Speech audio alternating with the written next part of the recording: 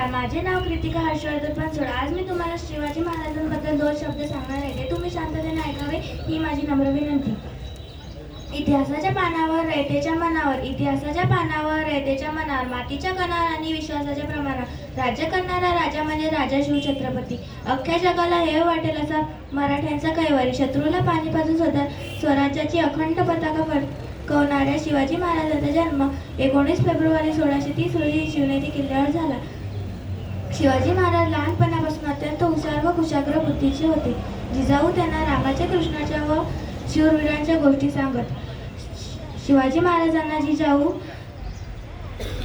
म्हणत की शिवबा, आपला जन्म चाकरी किंवा सरदारी करण्यासाठी झालेला नसून रंजलेल्या रयतेला गुलामगिरीतून मुक्त करण्यासाठी झालेला आहे व त्यासाठी आपण आपले स्वराज्य निर्माण करा.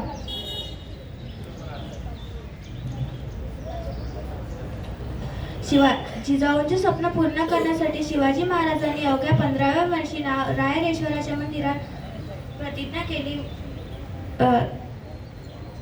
एवढे बोलून मी माझे 2 शब्द संपत्ती. जय भवानी, जय शिवाजी. धन्यवाद.